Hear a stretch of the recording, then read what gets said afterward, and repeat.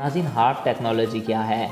क्या वाकई में इंसान इस काबिल हो चुका है कि ज़लज़ला, सुनामी, बारिश जैसी कुदरती आफत को कंट्रोल कर सके? और आखिर इस्लाम इस बारे में क्या कहता है?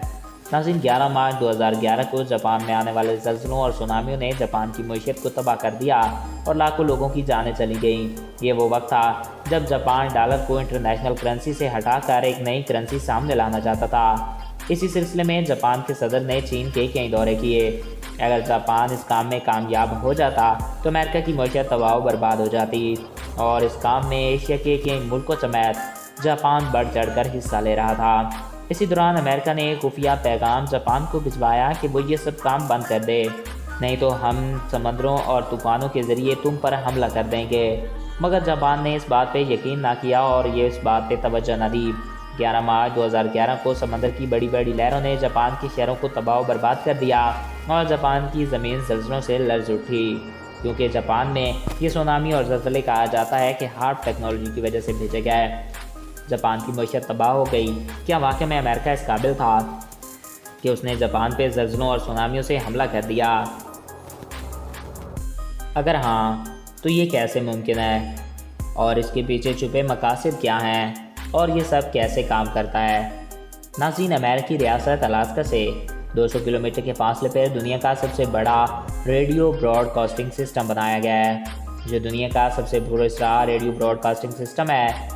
ये रेडियो नशर करने के लिए नहीं बल्कि ये कुदरती मौसमों और आफात को कंट्रोल करने के लिए बनाया गया है और इस प्रोजेक्ट को हार्प का नाम दिया गया है। इसका मतलब है active high frequency active aurorals research programming. ये project US Air Force, US Navy, the University of Alaska और ड्रप्पा ने फंड किया है। इसमें 180 बड़े बड़े एंटीनाज मौजूद हैं जो कि 72 फीट ऊंचे हैं और इन्हें आपस में ऐसे जोड़ा गया है कि ये एक एंटीने जैसा काम करते हैं और फिज़ा में ये टनों के हिसाब से एनर्जी वेव्स रिलीज़ करते हैं। इसके ज़रिए 36 मिलियन वाट हाई फ्रिक्वेंसी वेव्स को खिला में भेजा जाता है। ये एनर्जी इतनी ज़्यादा होती है कि 72,000 रेडियो स्टेशन एक साथ काम करें तब भी शायद वो इतनी एनर्जी पैदा नहीं कर सकते। आपसे भेजे जाने वाली एनर्जी का काम फिज़ा में खास जगह आयनोस्फीयर होती है। अमेरिकी फोर्स के मुताबिक इसको आयनोस्फीयर से क्या हो सकता है इसको जानने के लिए बनाया गया है, मगर हकीकत में हर फिज़ा में इतनी एनर्जी भेजकर इसको गर्म करता जा रहा है जिससे मौसमों में भी तब्दीलियां आ रही हैं और इसको कुदरती मौसमों को कंट्रोल करने के लिए बनाया गया है ताकि इंसान मर्जी से जब चाहे ज़लज़ले ला सके, जब चाहे बारिश बरसा सके, चाहे तो किसी जगह का दर्जा हरारत आग की तरह कर दे और चाहे तो -0 पर कर दे और इसको हथियार के रूप में इस्तेमाल करे। अगर हम देखें तो 1400 साल पहले हमारे आका हज़रत मोहम्मद मुस्तफ़ा सल्लल्लाहु अलैहि वसल्लम ने हमें आगाह किया था कि दज्जाल सब्ज़ा उगाने पे कादिर होगा।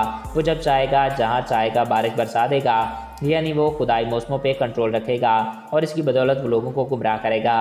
फ्रेंड, इससे साबित होता है कि यह हार्प नामी प्रोजेक्ट इसी सिलसिले की कड़ी है जिसे आलमी खुफिया ताकतें चला रही हैं। हार्प काम कैसे करता है?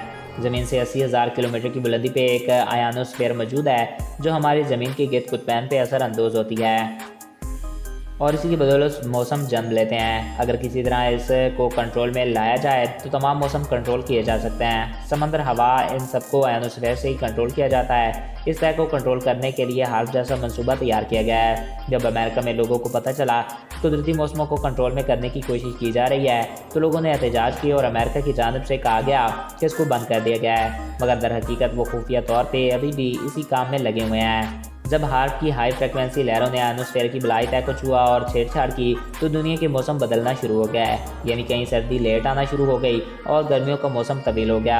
समुद्रों की सतह बुलंद होना शुरू हो गई जबकि ज़मीन की तहें भी टूट फूट का शिकार होने लगीं। यही वो टेक्नोलॉजी है जिसको दजाली ताकतें इस्तेमाल करेंगी और इसकी बदौलत मौसमों पे कुतबैन पे मौसम असरअंदाज होंगे और मौसमों पे कब्जा मुमकिन होगा। कुदरत ने हमारे लिए एक और तय भी बनाई है जिसे वैन एलन बेल्ट कहते हैं। इसका काम ज़मीन पर गिरने वाले करंट, बिजली और ख़तरनाक शुआओं को ज़मीन पर ना आने देना है और ज़मीन पर प्लेटों को बचाना है जो ज़ेर ज़मीन प्लेटें हैं। अगर इस तय के साथ कुछ छेड़छाड़ की जाए तो शदीद ज़लज़ले आएंगे और इस तय का कंट्रोल भी आयनोस्फीयर से होता है और इसी से ज़ेर ज़मीन लावा भी कंट्रोल रहता है। अगर इसको कंट्रोल में लाया जाए तो ज़ेर ज़मीन लावा भी फाड़ कर बाहर निकाला जा सकता है। अब ये दजाली ताकतें इस तय को कंट्रोल करने के लिए कुदरती मौसमों पे कंट्रोल हासिल करना चाहती हैं और ये काफ़ी हद तक इसमें कामयाब भी हो चुके हैं। तो दोस्तों, ये थी हार्प टेक्नोलॉजी के बारे में इंफॉर्मेशन।